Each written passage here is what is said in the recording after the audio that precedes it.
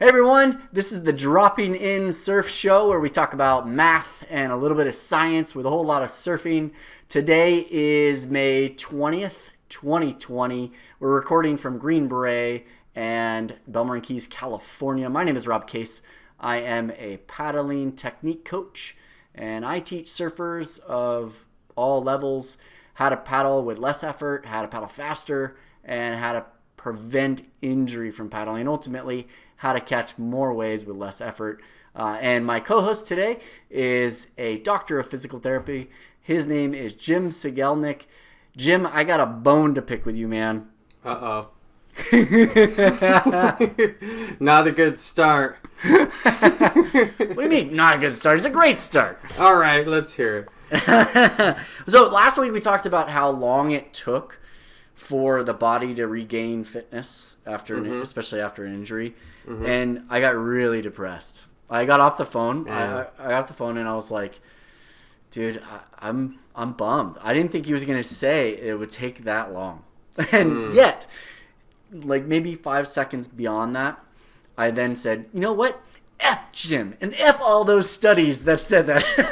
And so this whole week, every time I would go paddle or swim or work out, I was extra focused to be the anomaly in that study, let's say, right? Because every study is not perfect, as we've discussed, and there's always anomalies. Is it fair to say that I motivated you? Oh yes. Mission accomplished. Is that what a PT is supposed to do? I thought PT stands for physical torturer. Yeah, there's that. Pain and torture, physical torture, professional torture. I've been called Torquemada, which I didn't even realize who Torquemada was. And for those of you curious, you can look that up.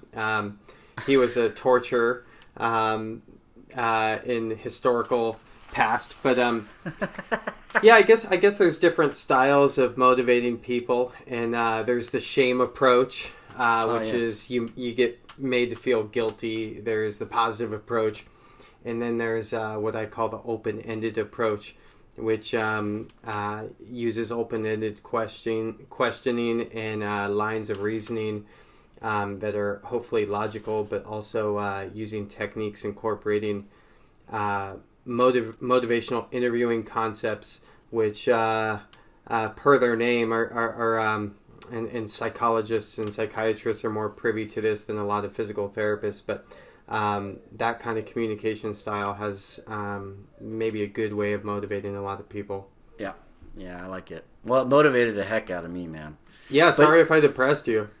No, it's all good. It's all good. It was really fun this week to really, and I wouldn't say that I worked much harder or did any more. I just was extra focused and just that's cool. Really dialed into what I was doing. So yeah. I'll be the anomaly and it got me thinking along with your recent Instagram post. Which on which one? I had a couple this week. This one I want to make sure I say it correctly. The prevalence of scapular dyskinesis in overhead and non-overhead athletes, which I found really interesting. And as a math guy, I'm a probability math statistics.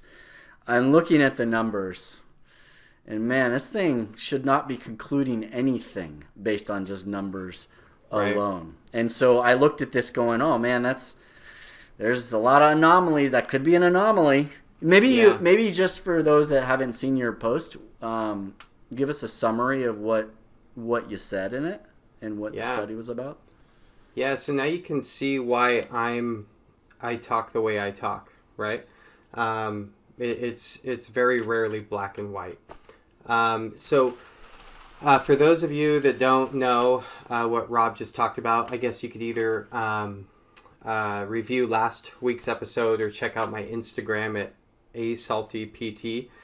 And scapular dyskinesis gets called a variety of things for individuals. So what typically happens is a patient maybe has shoulder pain and they go see their doctor and or a physical therapist or chiropractor or personal trainer, and And usually the provider watches the patient lift their arm in various directions, and the provider is standing behind the patient, and he or she sees a shoulder blade that does something that looks like abnormal movement. And so if we all agree that most of the times normal movement of the shoulder blade, when my arm goes up, my shoulder blade is really the foundation of the shoulder. If the shoulder is like this complex comprised of 4 joints, and the shoulder blade, what gets called the scapulothoracic joint, which probably is better named the scapulo-ribcage joint because it more sits flush on the rib cage. As the arm comes up, the shoulder blade kind of tacks to the rib cage, and it elevates or rotates upward, we say, as the arm comes up. So a bunch of complicated things have to happen as I do this elevation motion with my arm. The shoulder blade has to do a thing called posterior tilt, which is the bottom portion kind of tips like that towards the rib cage. And then it has to externally rotate, so it kind of faces more towards the lateral. And then it has to upwardly rotate as it elevates up. And so that's a really complicated, what we call kinematic process. It's a really 3D kind of motion. And so types of winging was best described by a guy named Kibler, who he was a researcher that got really interested in scapular dyskinesis, and he's kind of the guy that's really been maybe one of the more leading researchers of it, and he's got various types. And all the different types are based on where maybe the abnormal movement is, but like people get told they have winging, which is type 2 Kibler, which is the most common, I think, which is you lift your arm in the inside part, or what we call the medial border of the scapula or the shoulder blade, kind of flares out as the arm comes up. And so we would say, okay, that's scapular dyskinesis. And then there's type 1, which is also called tipping, which is the inferior or bottom portion kind of flanges like that. So the tip of the shoulder blade on the bottom kind of points towards the observer. And that can also happen up or down as the arm elevates or comes down. And then there's type 3, which is essentially shrugging. So it kind of looks like this. So if I go to elevate my arm, instead of my shoulder kind of staying down here, it kind of does this here. And sometimes that gets a little bit confused with what's called a dysrhythmia, which is kind of like that, but more of a stuttering, either going up or going down to the shoulder blade. And so kind of what I was talking about last week, and I think I related it to gait, is everybody walks a little bit different, and it'd be really easy to kind of point out all these mechanical flaws, or flaws in quotes, saying, okay, that's wrong, think of walking like this, point your toes forward. And where we're kind of coming in the world of physical therapy and maybe orthopedic research is maybe an understanding that certain things that we were calling flaws might be within normal limits of variances. And so these kind of findings, the winging, the tipping, these kind of like scapular dyskinesia findings might be one of those things in the shoulder. And so when I went to school, scapular dyskinesia was thought to be either the reason for causing shoulder pain or a precursor for shoulder pain. So most people that have shoulder pain that are surfers, if they come to me or they're reporting shoulder pain to Rob, they usually have pain here, somewhere around here. This is like the classic glenohumeral ball and socket joint. And so the simple mind might go, or maybe I should say that the other way. The complicated mind might take the shirt off and go, hey, you have scapular dyskinesia either at rest or with concentric going up or eccentric coming down or all the above, right? And and if it's there, I'm going to say that dyskinesia is the reason why this thing hurts over here, right? And so that's a very motion quality based reasoning for something that's happening over here. And so what Rob's talking about on this systematic review is they looked at, I think it was 1,300 athletes. All of these 1,401 athletes. But how? 1,257 were overhead athletes and 144 were non-overhead. Yeah, and there's nothing on surfers, but the overhead athletes were like volleyball players, Yep. baseball players, swimmers, which I thought was cool, Yep. and I think handball players. And none of these people had pain. And what they found was 60+% of the athletes had scapular dyskinesia. And now keep in mind, none of these people had pain, which begs the question, is this a normal thing that we're looking at? Are these people living just shy of pain? Or is this potentially an adaptation to sport? And so we don't know is the simple truth. It depends. It depends, which is... So you can see how I got my name Salty PT, right? I've got a whole rant on this one study just from a numbers point of view too. So you keep going and then I'll rant.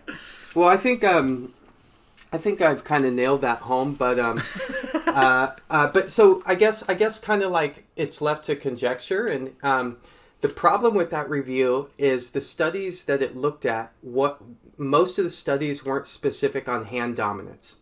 Okay. And so what we think happens is the person's dominant arm, so if I'm right-handed, my right shoulder blade, is the one that's most likely to be dyskinetic. Mm-hmm. And that may or may not be a culprit for me developing shoulder pain. But when we look at research on baseball players, again, especially pitchers, these are overhead athletes that use a lot of force. Pitchers are incredibly likely to have scapular dyskinesia with or without shoulder pain. Right. Now, let's take it a step back. I grew up playing baseball, and most people that are competitive baseball players have been playing since their youth. And throwing is probably one of the harsher things that a human being can do to their upper body over and over again. But what happens is you have growth plates in your bones, right? And there's a growth plate right up here in what we call the proximal humerus, or the top part of the arm bone, before it turns into the ball that connects to the socket. Uh-huh. Now, if I do this over and over and over and over again, right, that growth plate is essentially a weak spot in the joint, or the bone, I should say.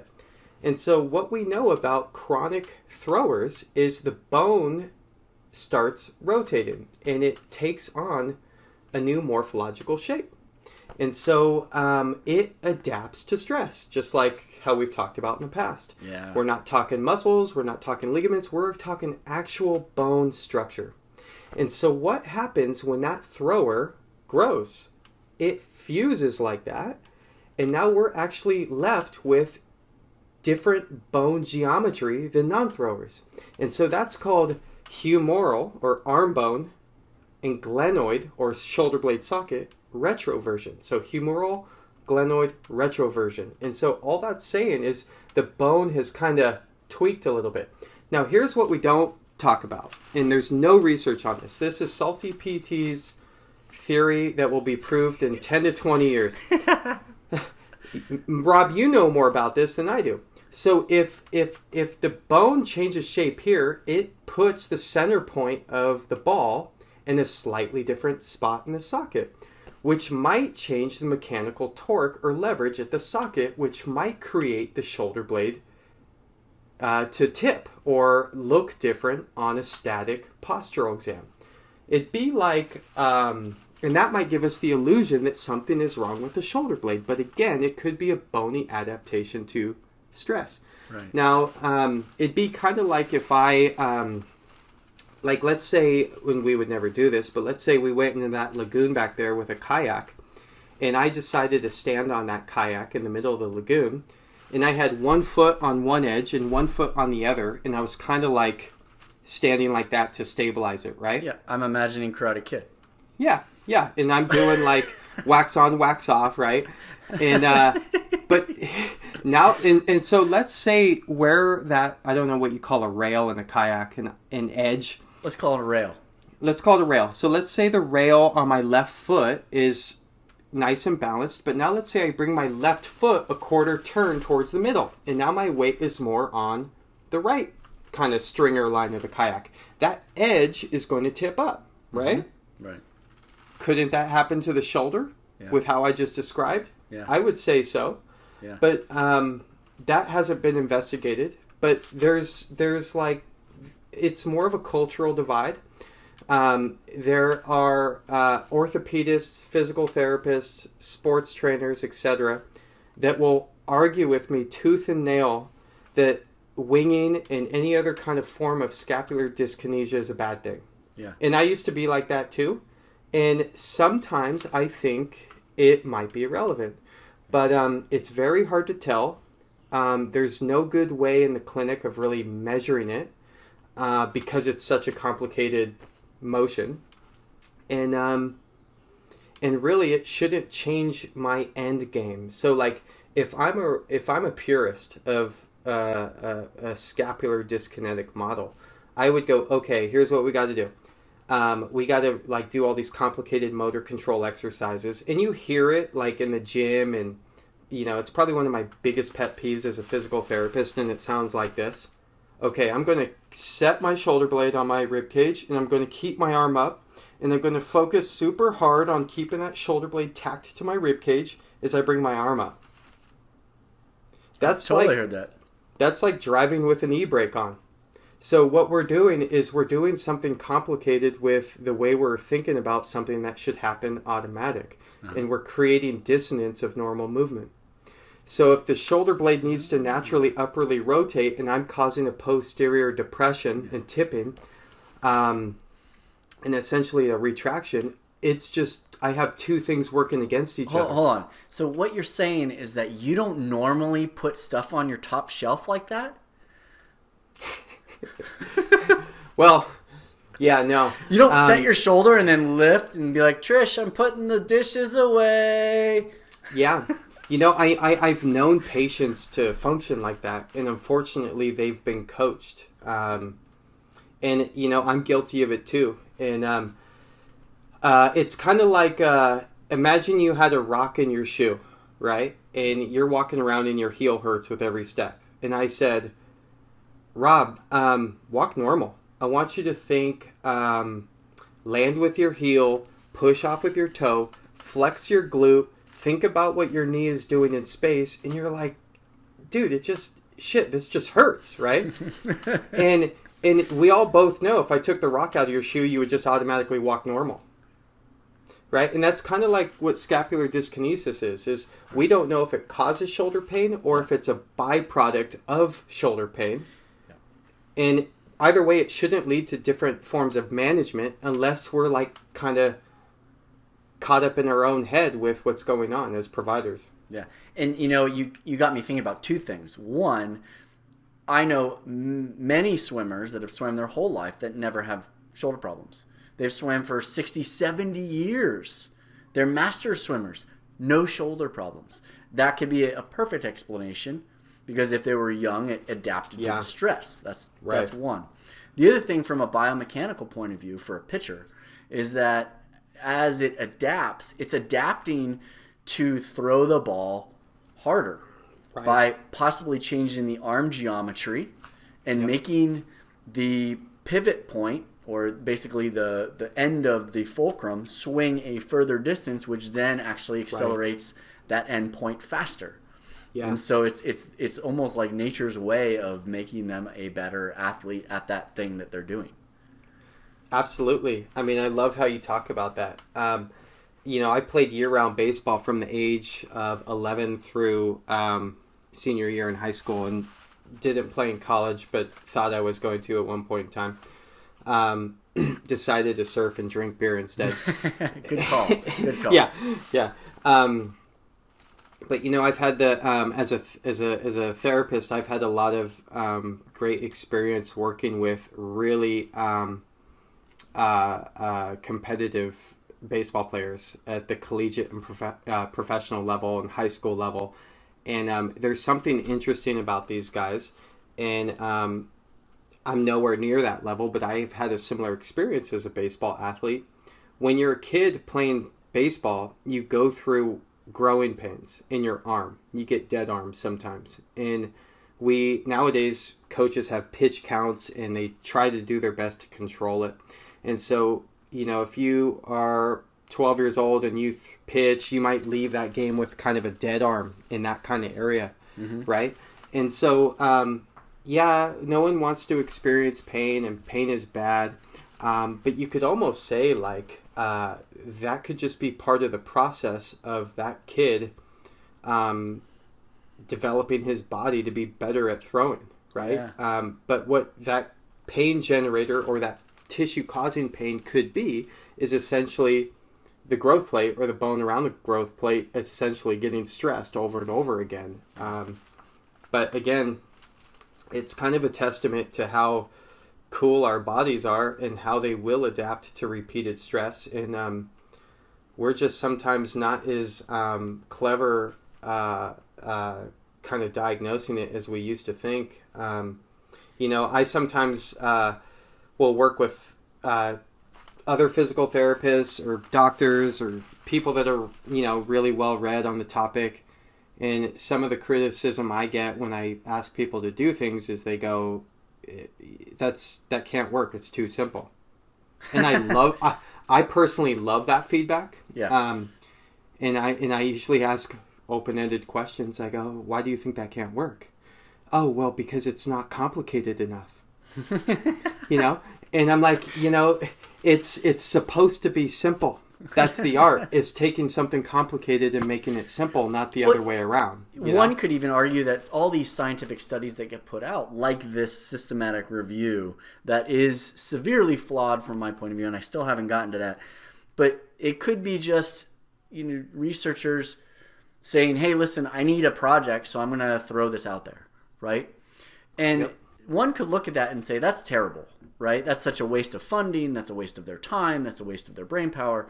But I think at the end of the day, it's actually a good thing. It's a good thing that even if it's a flawed study, and we've talked about this in the past, how really every study that is trying to investigate a scientific theory is flawed in some way or can be disproved, right? The only thing that right now that's out there is the scientific law, which is just an observed phenomenon, and the theories are supposed to try to prove the why that law exists, like the 3 laws of motion that I was talking about in my paddling courses, right?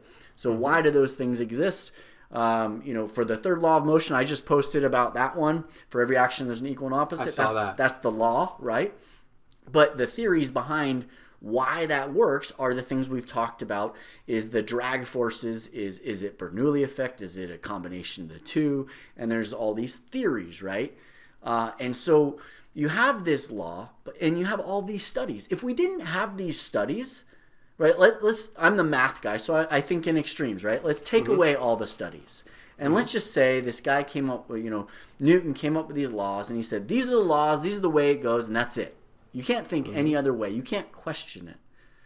Do you know how bad that would be in general society, in innovation, and general growth of intelligence? Like, if we didn't have scientific studies to challenge the status quo, even if the studies are flawed, if they're a little bit off, they at least help us continue to ask questions. And I think that this study about the scapular dyskinesis, while it's flawed, it like what you said at the very beginning, it helps us ask more questions about it, and it leads us down more paths. And it says, well, what if we investigate this part of it versus this part of it, or this part, or that part of it, or this part of it? I think that if we view it that way, that's where we get growth. That's where, in knowing full well that we're never going to be exactly correct, we're always going to be approximately correct until someone comes along and disproves us, like a salty PT, right? But I think that it's a good thing, even if it burns, it boils our blood while reading these things. You know what I mean? Like, we can sit here and critique this all day long, and get super salty about it. But at the end of the day, these are good. These are really, really good. Yeah, and what you're saying is something I've struggled with myself. Like, no one wants to spend a ton of money on going to a school and learning something only to hear 5 to 10 years later that what they learned is maybe wrong. Oh, crushing. Right? Yeah. And so that's just the hard truth is, I'll speak for myself. I'm not going to say this happens to other people or other professionals, but if you're my patient, Rob, and you have shoulder pain and my job is to help you, I need you to trust what I'm saying. So I'm going to come across confident, right? So I might go into these complicated explanations, to educate you, and that's my attempt. And you get better, hopefully, or you don't, in some cases. And sometimes those complicated explanations do more harm than good. And it's really hard to kind of look at yourself in the mirror and go, if my batting average is like 75%, what's up with the 25%? Why aren't they getting better? Is it the way I'm talking about it? Is it my reasoning? Is it just something that's destitute? And I think early in my career I was I don't know if arrogant's the right word, but very nearsighted. Versus now, 12 some odd years in, like I think I said this in a past episode. Like I think part of being I don't want to use the word master, but part of being an expert in anything is acknowledging that you don't know something and being okay with that and being able to communicate that uncertainty with someone, yet still have that person have confidence in you. Yeah. And so it's kind of like anything. It's like maybe when you teach paddling, like, we were talking about a guy that shall remain nameless. I sent you an Instagram post of a guy that was kind of yawing when he was doing some sprint paddling.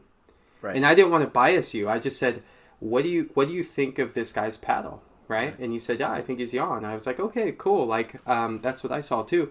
And there's probably two ways we could have fixed that, right? We could have maybe had him think differently, like putting more pressure on the chest, or maybe just shift forward up on the board a little bit. Well, that was a question you had, is should he shift forward or just put more pressure? And from my perspective, it was pretty clear to just put pressure because he was pretty well balanced. But yeah, no, I'm sorry, continue. So I went into coaching mode there. I was yeah. You're just a good coach. I think my point is like, the reality is it's a little bit of trial and error, right? Yeah. Like you maybe could have achieved the same thing with one or two or a combination of both those things, but like, and you could have tried one then the other and got some feedback from him and, given your feedback. And I think that's a sign of someone who's experienced and confident and willing to try things because they know there is maybe more than one right answer. But if you're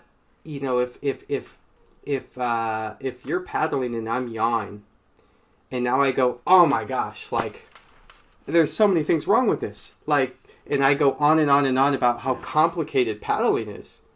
Yeah. What's that going to do to me, right? I'm going to leave that session as a paddler going like, shit, like I'm never going to get this, right? It's too hard. Forget it. And sometimes we make that mistake as therapists and providers. If I go, hey, Rob, this is abnormal movement. You got to think about your shoulder in all these complicated ways, and here are your problems. You have serratus weakness, your thoracic spine is stiff, and here's a laundry list of 12 things that you need to work on. You might feel defeated by the end of that 45 to 60 minute session. Yeah. And so was that me doing my job of what I thought was best to help you, or was I trying to impress myself with what I thought I knew?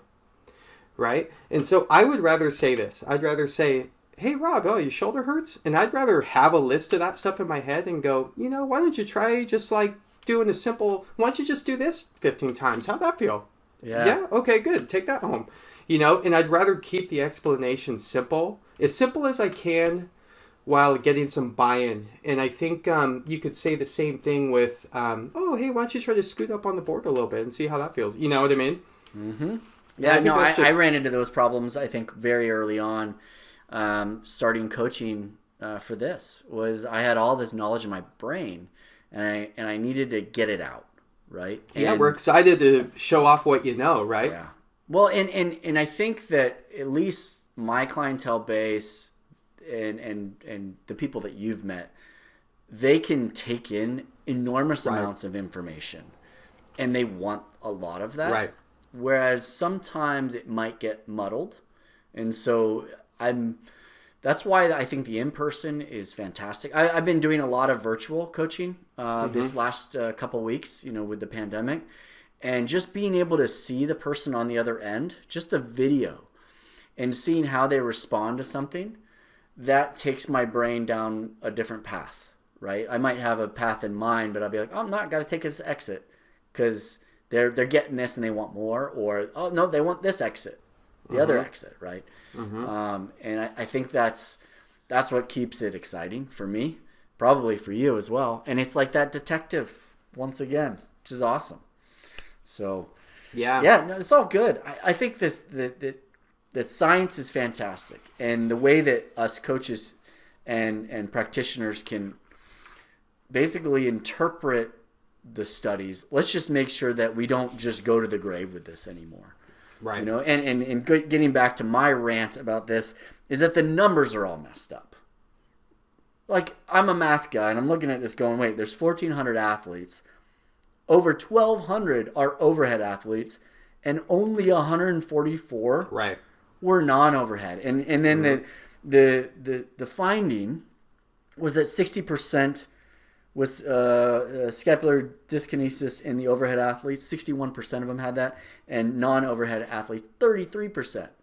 Right? So I'm looking at it going, well, wait a minute. Maybe, could it be possible that in the study they found the largest sample of non-overhead athletes that had this condition? Whereas if you blew that sample size to say 10,000, only 100 out of the 10,000 would have it, would drop that 33% down to 1%. Right? And I just keep thinking, standard normalized curve, are they out on this tail or out on the other tail? And same with the overhead athletes, right? And so, like, again, if I go down that road and I just focus on that, I miss kind of the bigger picture, which is the question that you brought in on the last part of your post, saying, hey, listen, this could theoretically increase injury, right? Or the other side of it is this an adaptation, right? And then you got some comments. You got Shane, who's like, we know is a surfer, surfs all the time, is an athlete, I would say, and he hurts his shoulder chainsawing something over his head. Right? Yeah. And then you've got yet another comment that was like, well, how do we avoid this? Maybe you don't need to avoid it. Right. Is my point too. And again, this study isn't clear, which is gets us back to our favorite answer. It depends. You want to do it? Yeah, it depends. I didn't do it quite as smooth as you. No. The way you talked about it is spot on, and I think about it in a very similar way. And the reality is if you go, okay, well, Rob, that's like the best data we got in the last 8 years. So now what? Well, almost at the end of every one of these systematic reviews, they point out those flaws. They go, the flaws of these reviews are they didn't look at blah, blah, blah. The authors didn't disclose their biases or their financial incentives, because there's multiple reasons why someone can do research, like you said. Like, are they trying to make a name for themselves? Are they trying to prove that a product works? Are they trying to become an expert to sell a book one day? And so, a good general rule of thumb is take everything with a grain of salt and start paying closer attention when multiple groups from different organizations start saying the same thing. That's usually when there's kind of something to that. And I think there's enough of that going on with this kind of conversation of scapular dyskinesis to kind of start asking questions, Now, anecdotally, which means nothing in research terms, but maybe inspires research, I see people with scapular dyskinesis almost every day. Or I haven't seen a patient in 8 to 10 weeks in person, but I've seen it on videos in the last 8 to 10 weeks. But if, in the normal workflow, it would be a regular thing for me. Yeah. And so it's really, I will say, there's no good way of saying what's meaningful and what's not. Now, sometimes it's obvious. Like, you and I talked about a guy that was is a surfer, and he maybe had a neurological injury to an important paddling muscle. And you were like, "Hey, can you check him out? I see something kind of a bit different in the way he paddled." And lo and behold, when I did an exam on him, I was like, "Yeah, this is a really rare type of winging. It's what we call neurologically induced winging, meaning the nerve that goes to that muscle, something happened to it, and so that would be the long thoracic nerve coming off the brachial plexus going to a deep important muscle known as the serratus anterior. Mm-hmm. And so that muscle causes that sticking to the rib cage and that upward rotation. Now, if there's a palsy there, that foundation doesn't want to upwardly rotate, and so it doesn't want to bring the socket that's connected to it up. And so when he lifts his arm, it's like, there's all this compensatory motion. Yeah, like shrugging and extra body motion to it. Yeah, and so, like, that was winging that carried a lot of weight, right? Like, and we had other evidence to back that up. So, we did a neurological exam. We cleared his neck to make sure it wasn't coming from his neck. Mm-hmm. We cleared his shoulder. So we probably had 12 to 15 tests saying, hey, this winging is relevant, right? And the observational winging was just one of those tests, mm-hmm. But if the observational winging, which is probably the most unreliable way to measure winging, if the observational winging is your only finding, it probably carries less weight. Right. And so in your mathematical terms, we're looking for like a preponderance of evidence saying the same thing. Right. And winging is just one data point. Yeah, yeah. And if we were to relate this to surfing, right? Right now, there's so little research, like really academic research. I think Griffith University's doing some stuff. You've got Cal State San Marcos, Jeff and Sean down there that have done some stuff. And I've had long conversations with them about, let's do these studies. Like, let's really get into this. And when I talk to them, they're all gung-ho. They're like, yeah, let's do this. But my mathematical brain is like, oh, it's got to be perfect, right? Everything's got to be perfect. And it's so incredibly, I'm not going to say impossible, but it's so incredibly rare that we're going to get it just right because there's so many variables happening. As soon as you go into water, there's even more. And then you've got the wave. Mm-hmm. If you want to go beyond just paddling in flat water, and now you've got the wave, and let's say now we're riding, there's all sorts of biomechanical, physics, mathematics going on. There's tons of science going on. Right. And on top of that, you have all the issues with the individual and the adaptations of an individual. Mm-hmm. So it's mind-boggling where we're on the cusp of something that could end up being huge. Like if you look at swimming research, it started, in really coming on in the 60s with coaches that had a scientific background taking a look at it. Doc Councilman is probably the most famously known for this. And what he would do is he had a science background and he's looking at this from a coaching perspective.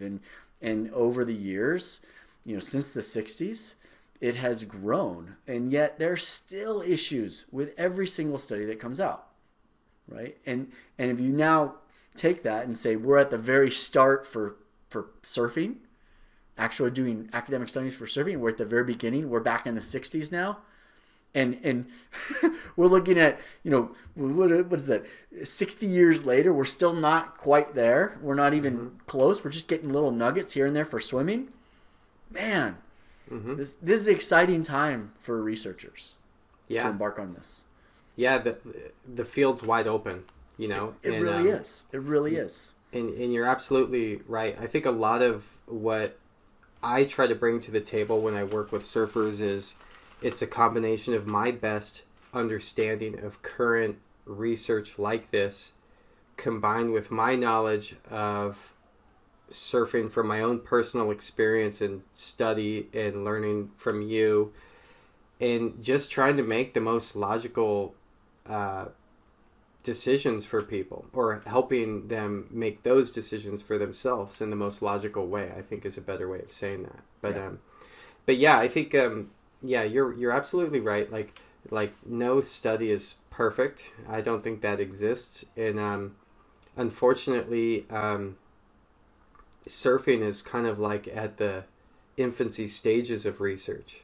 You know, like I can't tell you how much like baseball research trumps surfing athlete research. I mean, gosh, I could pull up 30 studies right now looking at glenohumeral internal rotation deficit, which is a specific throwing problem, right? And you're just like, wow, like how has that been so heavily focused? Well, baseball players are worth a ton of money. Yeah. And you got people like me trying to keep these people healthy with research-based decision making. And as we all know, surfing's kind of been a fringe sport for a long time, and only recently has kind of like turned into maybe more of a spectator sport with the introduction of live streaming contests. And I think it'll go down that road, especially with it going to the Olympics, wave pools, it getting treated more like a business, as you know. Yeah. And with that comes curiosity from people like us and April Denny, who we spoke with in the past, that will get inspired to keep looking for those answers. Yeah. And my personal opinion is the ideas for research start from people like you and me. We have a curiosity. Hey, this is seemingly relevant to when I do this and that. Now I have a curiosity if that works. Let's go test it. You know? Yeah, absolutely. Absolutely. It's exciting. It's totally exciting. Yeah. Yeah, I love it. And I'm okay not knowing ever with a definitive answer because, you know, like a lot of things, you just kind of have to tinker with them and see what kind of works best for people. Yeah. And what we can do right now is just try to explain this highly complex movements that we do in the simplest way, like you said. Mm-hmm. Yeah, and I think there's a handful of people out there right now that are starting to do that, which is great. I know of one coach at Surf Simply, Will Forster. He's a fellow scientific nerd like us, and he's doing a great job with a new web series called Surfing Explained. I don't know, have you seen this yet on YouTube? No, I haven't. Okay, so take a look, Surfing Explained. And he does these simple animations, only like a 3 or 4 minute, and he talks about the physics of wave riding at different parts of the wave and different aspects of it. And he does a great job. He does a fantastic job. Does he explain everything? No. Does he go super deep in it? No. But he explains things to the point where people start to understand and go, oh, okay, that makes sense, right? Which is awesome. I love it. And I'm sure I just broke like a podcast rule not to promote somebody else's show, but I love it. Like, I don't care. Like, it's fantastic what they're doing. And there are a few coaches, researchers out there just starting to go down that route to try to explain this highly complex thing. Now, getting back to like, well, how do we start in academics? How do we get a snowball effect going? I've talked to Sean and Jeff down at CSU about it, and you know, I think we kind of came to the conclusion, like, if we can get identified, just from a business point of view, for me, for paddling, if we can show that certain techniques or certain, you know, let's say methods reduce the likelihood of shoulder surgery, well, that would be a huge benefit to the customer, the client. It would be a huge benefit to the health insurance companies, huge benefit to the hospitals. You know, and right there, that's where, if you follow the money, and I hate to say this, but my business background kind of looks that way. If you follow the money, that's probably the starting point that's going to start the snowball effect, and then you can start doing things like kicking. Does it help? Right? And how should you hold your hand, or how should you how much angle should your ankle have when you're in the barrel, right? All those things are all those extra little idiosyncrasies that need to happen down the line, because I don't think anybody's going to put forth funds to grant, to fund a study on that one little aspect, right? Just for fun, right? It's got to have some sort of purpose to it, and I think the healthcare industry is a number one target for that. Mm-hmm. Mm-hmm. So anybody out there that's looking to do research, let's think about some health benefits here, because I think that's going to be number one. Yeah, I mean, that's a great point. I think a lot of research is like essentially driven maybe by money, right? Yeah. Like surgeries are expensive. How do you prevent the injuries from happening? Because that's much cheaper. And so that's where kind of my role comes in with strengthening, as we've chatted about in the recent past. Like that prevents a lot of things. Yeah. But yeah, you're right. Like there's not maybe I'm being kind of myopic on this, but like when we start talking like, what makes you paddle faster when you do this or do that and all these little tweaks, like maybe there's not a lot of money in that right now, but like what if there was in the near future, because surfing became like the next UFC, right? Or the next Major League Baseball. What if like for every surf contest you had to pay $100 like a pay-per-view, and these guys and people like wanted to pay that, right? Then next thing you know, you turn this like essentially this this into a real professional business. Right. And I think that's probably not the primary or secondary, but like down the line effects. You get researchers kind of going, okay, like there's something to this, like these athletes have we need to know this to make these people perform better and not get injured because their contracts are worth so much money. Yeah. And so that might drive you look at surfing over the last 30, 40 years, which is our lifetime. My goodness, how has that changed? Right? And especially now, you hit the head on the nail with the Olympics. If we ever get to the Olympics. Right. That is going to be pretty mind-blowingly big change in the surf industry, because that's going to be more people watching, more people getting excited about. And then on top of that, the biggest constraint to surfing is the coastline. So now you have these wave pools that really open up more inland areas, even though they're starting out by the coasts right now, because that's, we're all surfers. That's what we're interested in. Eventually it's going to spread. Yeah. And awesome. And what are guys doing and girls doing more now in wave pools? They're doing more radical maneuvers. They're doing more aerials. Yeah. I saw Josh Kerr's daughter doing like full-on airs at Waco, right? Yeah. I think she's 12 or 13 or 14, right? Remember what I said about the number one demographic for tearing ACLs in knee? Adolescent female soccer players, right? Yeah. Are these injuries going to happen in correlation with these attempts at radical maneuvers? And will these injuries inspire more physical therapists, chiropractors, personal trainers, athletic trainers to kind of come on board to help these athletes, because there is money there, because people want to see these people perform? Yeah. And I'll tell you one thing that's going to start to decline is paddling. Which leaves us paddlers that know how to do it more room out in the lineup. Yeah. We're so fringe, man. We're like hour-long podcasts. No one wants to hear about this. We're going away from the money. No. But it's so funny. I had it, because we do the boat surfing, and they're like, well, why do you do boat surfing? You're a paddling guy. There's no paddling in boat surfing. And I was like, yeah, but it's fun. Yeah, except when we go together, then we try to paddle in. Yeah, we try to paddle in. Yeah, almost run each other over. Yeah, exactly. Shh, don't say that. Yeah. It's totally safe. Yeah, totally, you guys should come. 100%. You should come and do it. Yeah, it's crazy, man. All right, so we got to move on to our last segment, because I thought that was pretty cool. Yeah. I'm calling it, You Read? Definitely not. So, do you have any book recommendations, preferably something that's surfing related, that you've particularly enjoyed? Try to pick one. So, any come to mind that really you can recommend? Yeah, my wife gave me the book, Gerry Lopez's book, Surf is Where You Find It. Ooh. And that's an awesome book. Pretty much it's Gerry Lopez just telling stories about the good old days. And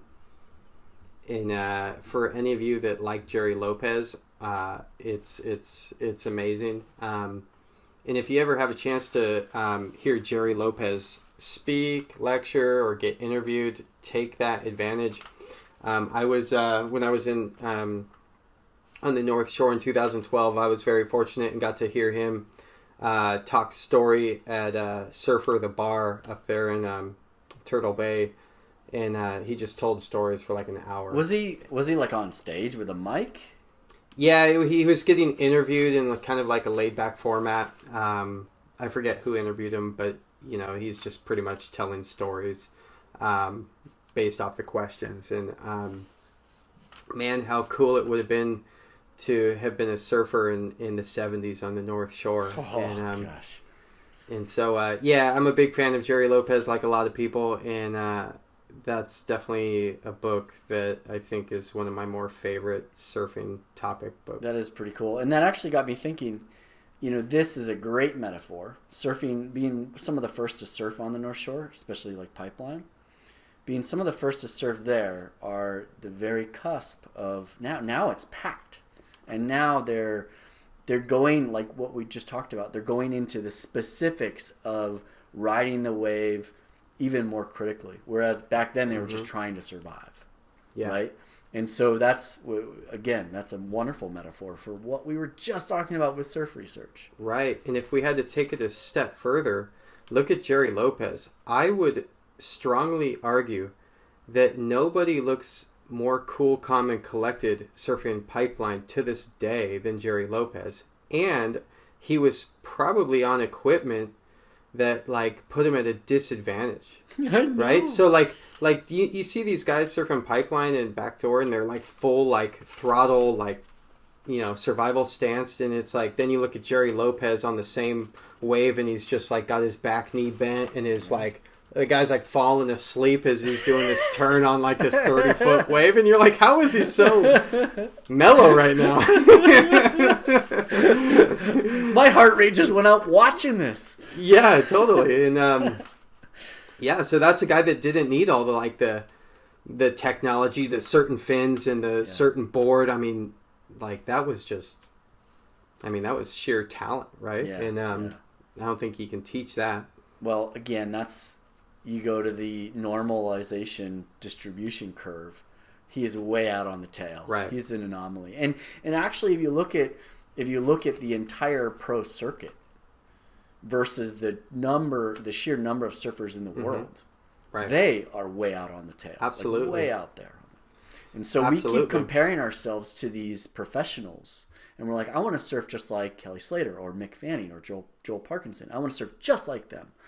But in reality, we're never going to get to there, right? It's so far out on that tail. But what we're really trying to improve on is we don't want to surf just like them. We want to surf to the point where we are so relaxed that we could do whatever we want with that wave without thinking about it, right? Just be completely comfortable in every situation without thinking about it. We might not need to do these amazing incredible anomaly type moves, but let's just get the basics down with absolute ease and effortlessness, right? Yeah. And that's definitely more towards the maybe one end of the curve, but it's got a lot more distribution underneath it than the pros out in the way far corner. Yeah. So for those of you guys that don't know what I'm talking about, it's like a bell curve. You guys have heard of the bell curve. You've got the middle, which is the most of the sample size or the population. That would be the result of most of them. And then you got the tails way out on the left and right sides. And so the pros would be on one tail or the other, depending on how we set it up. What I'm saying is that instead of trying to achieve what the pros are doing, try to achieve something that's on their side of the pros, but that's much more achievable. It's kind of like thinking of SMART goals, if you've heard that acronym, right? An achievable goal.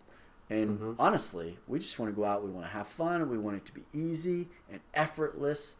And of course, we want to impress our friends. Always. Number one. Yeah.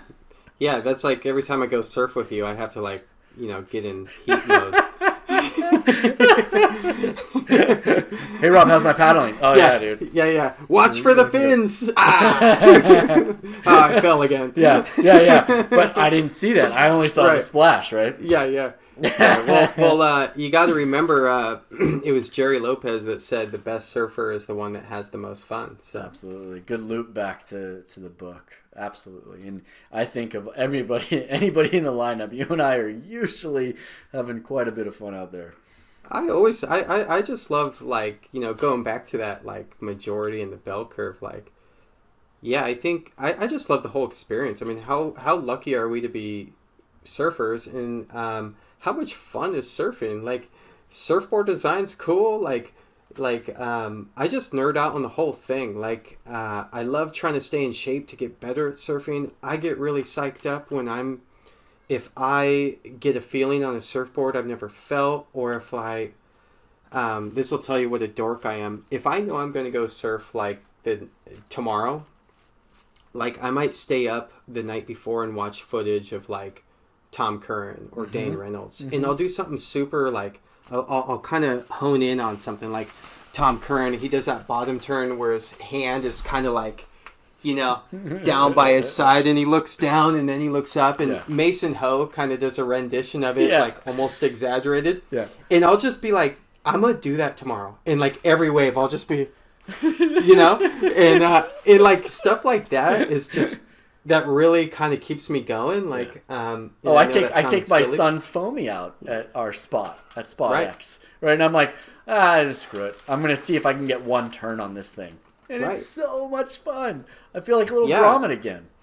Yeah, and I mean, when I was in my, like, teens and 20s, like, how many times did you drive out to the beach and go, oh man, it sucks, and drive home? Like, I used to do that all the time, and, like, that, what a waste that was. Like, but now it's like, if I go to the beach, it's like I got, like, 3 boards in the car. Well, when we could drive to the beach. Now I have 1 board on my bike. But, like, I have 3 boards and a hand plane and fins, and I'm like, I'm getting in the water no matter what. And this is going to be fun because it's my time to, like, decompress. And the fun of this session is going to be finding that really random section that lets me do an off the lip. And if I get to do that once, I win, right? And and so that's kind of how I look at surfing, is like, it's more of like, you're going to, maybe this is a life metaphor, but you're going to take what you get and you're going to make the best of it. Yeah. Have you heard the Aki rule? I don't think I've heard the Aki rule. What's the Aki rule? Aki rule, apparently somewhere in an interview, Aki was quoted as saying, I used to have this rule where I'd get to the beach, and even if it was crap, I'd have to go out and catch 5 waves. Yeah. And inevitably, by the time he caught those 5 waves, he was having fun regardless, and he ended up staying out longer. Yeah. Well, we got a local guy at Spot X named Dave, and he goes by 3-Wave Dave for the same reason. Exactly, man. You just got to get out there. Yeah. How about you, man? What book do you have in the hopper that you can recommend?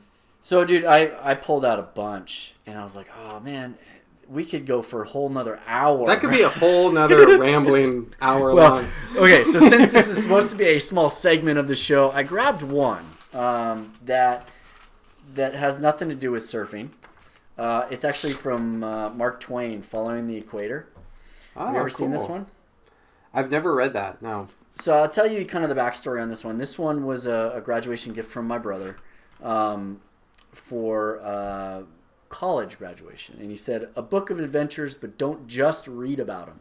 And it's basically just a travel log of Mark Twain going around the world and writing about things. In my bookmark is a postcard from my first trip to Puerto, which happened shortly after I got this book on September 11th, 2001. Wow. Right? That Mexico trip was during that. So this is, I pulled this one out. It doesn't have any surfing in it, but what I love about it right now, since we can't travel, this will take you anywhere you want to go, which is really cool. And Mark Twain is very humorous when you get through all the way that he writes. If you don't like the way he writes, I get it. It's a little tough for my brain. I have to take breaks. But he is hilarious when you read this. And did you know that Mark Twain tried surfing? I had no idea. Did you know that Mark Twain was a beat writer in San Francisco? No, I didn't. Yeah, man. He was here for a bit. Actually, around the time that my grandparents got married, their wedding announcement was next to an article that Mark Twain had written in the That's so San Francisco cool. Chronicle, which is cool. So I'm going to cool. read something from Mark Twain's Letters from Hawaii. So this was published in 1897. This is just a travel log of different trips around the world. He went to Hawaii in this, but he doesn't talk about surfing in it. But his Letters from Hawaii, which happened about 30 years prior to this book, 1866. I'm just going to read this because I think it's really cool. It's his description of surfing from his point of view. He tried it, okay? So he said, in one place we came upon a large company of naked natives, both sexes of all ages, amusing themselves with the national pastime of surf bathing. So that was surfing, right? First, right off the bat, both sexes and all ages in 1866. Mm-hmm. That's huge. Mm-hmm. That's pre-Duke. Mm-hmm. You know, that's like big time. Okay, so then each heathen, I love that he said heathen, each heathen would paddle 300 or 400 yards out to sea, taking a short board with him, then face the shore and wait for a particularly prodigious billow to come along. So that's how he described a wave. A prodigious billow. At the right moment, he would fling his board upon its foamy crest, and himself upon the board, and here he would come whizzing by like a bombshell. It's cool. It did not seem that a lightning express train could shoot along at a more hair-lifting speed. And then he goes on to describe his experience. He says, I tried surf bathing once, subsequently, but made a failure of it. Sound familiar? Mm-hmm. I got the board placed right, or so he thought, and at the right moment too, so he thought, but missed the connection myself. The board struck the shore in 3/4 of a second without any cargo, which I thought was hilarious because he's the cargo. So, and I struck the bottom about the same time with a couple barrels of water in me. None but natives ever master the art of surf bathing thoroughly. So that was his one and only that I know of mention of surfing. I thought that was a perfect description of someone's first time surfing. Mm-hmm. Sounds like he went over the falls. Oh yeah, oh yeah. Without any cargo, and he struck the bottom about the same time as the board. I love it. I mean, it was awesome. And you look at writers. Jack London is famous for writing about surfing, and he describes a very similar experience when he goes out. And then you can go into more into actual surfers that are starting to write. And I think some of my other books will definitely be more modern than that. But I figured that, given the time that we don't get to travel, this is a great one. Following the Equator by Mark Twain. It's a really fun read. So that's my recommendation. That's really cool. And how neat is it that someone like Mark Twain saw these people surfing and he was just so intrigued he had to try it, right? So I don't mean to get too existential on us, but why do we surf? What's the point of it? We're not accomplishing anything, right? Yeah. We're not doing work. We're not helping people. Why do we do it? And then I think I commented I would imagine kind of like Mark Twain, there's just this allure where you just have to try it, and the feeling is like no other. And how lucky are we to be able to experience that? That's so cool. Yeah, and it doesn't stick for some people, but with others, man, it sticks and it will not let go. It's awesome. Yeah, we are very, very lucky. So, well, we did it again, man. We wasted another hour of these people's lives. Thank you so much for listening. This show is brought to you by saltypt.com and surfingpaddling.com and redhouseib.com, one of 655 ocean-friendly restaurants designated by Surf Rider Foundation. So definitely, if you're not in South San Diego, to go to Red House Kitchen, go check out another one of the 654 ocean-friendly restaurants that are near you to support reducing waste in our oceans. Thanks, Jim, for hanging out, man. That was a lot of fun. Yeah, of course. Thank you, Rob. That was fun. Yeah, and thank you guys for listening and watching. And we'll do it again next week. How about that? How about we keep going with this? I'm down. All right, sounds good. All right, for now, we have a wonderful week. Stay safe and healthy, and we'll talk to you guys later.